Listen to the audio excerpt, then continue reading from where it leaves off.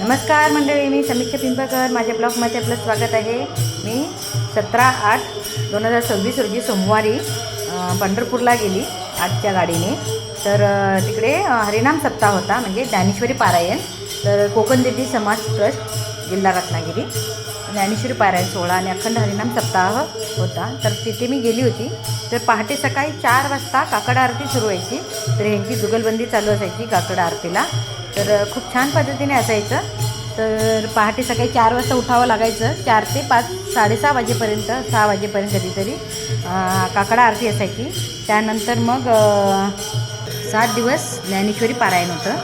तर पहाटे सकाळी 4 ते 6 काकडा आरती संपली की 8 वाजता आंघोळ वगैरे करून आपण ज्ञानेश्वरीला आम्ही बसायचे सगळेजण. तर ज्ञानेश्वरी वाचायला सुरुवात केली की 1-1.5 तास पहिला एक अध्याय झाला की चहा नाश्ता वगैरे घ्यायचा आणि पुन्हा ज्ञानेश्वरी वाचायला बसायचं. आणि पुन्हा थोडा वेळ 10 मिनटं आराम करायला द्यायचे आणि पुन्हा ज्ञानेश्वरी वाचायचं. असं 12:30-1 वाजेपर्यंत ज्ञानेश्वरी पारायण वाचन चालू असायचं.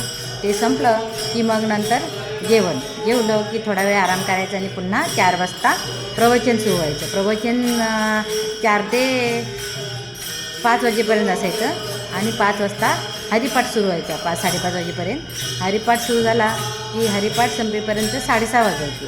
असं हे चालू असायचं आमचं हरिनाम सप्ताह.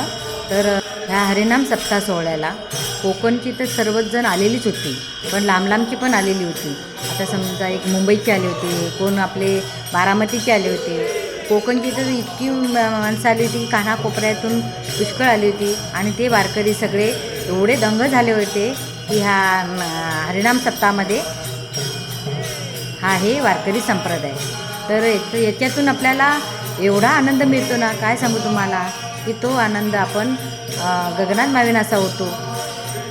पांडुरंगाच्या नावाने हरिनामाने कीर्तनाने पंढरपूर पूर्ण गजबजून गेलो हो.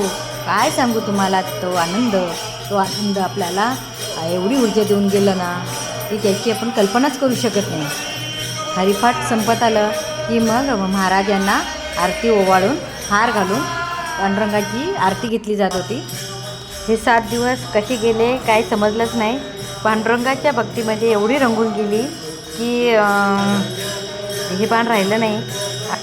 असा आनंद, असा अनुभव, अशी आपल्याला मिळालेली जी ऊर्जा आहे ती पांडुरंगाच्याच चरणी मिळू शकते. हा ज्ञानेश्वरी पारायण सोहळा खूप काही देऊन गेला. तर खरंच तुम्ही या पारायण सोहळ्याला पांडुरंगाच्या द्वारी पंढरपूरला अवश्य जा. आणि पांडुरंगाची वारी असते, एक माघ वारी, आषाढी वारी, कार्तिकी वारी. ह्या वारीला आवर्जून जा आणि त्या पांडुरंगाला भेट द्या. गर्दी असते खूप, पण त्याच्यात जो एक प्रकारचा आपल्याला आनंद मिळतो किंवा आपल्याला जी ऊर्जा मिळते ती एक आयुष्यभर पुरेल. आणि आपल्याला जे मनामध्ये दडपण असतं किंवा आपल्यामध्ये जे एक प्रकारचे विचार असतात ते सगळे निघून जातात आणि आपण बिनधास्त राहतो, की जेणेकरून आपल्याला पांडुरंग आपल्या पाठीशी आहे, आपला पाठीराखा आहे आणि तो पाठीराखा आपलं रक्षण करणार. आणि त्या पाठीराख्याला भेटण्यासाठी आपण दरवर्षी ज्ञानेश्वरी पारायणला किंवा वारीला जायला पाहिजे. जा तुम्ही, खरंच तुम्हाला एक प्रकारचा अनुभव येईल. तर मला वाटतं मी बोलते, जेव्हा तुम्ही तिथे जाल आणि ते अनुभवाल तेव्हा तुम्हाला ते लक्षात येईल. जय हरी, रामकृष्ण हरी.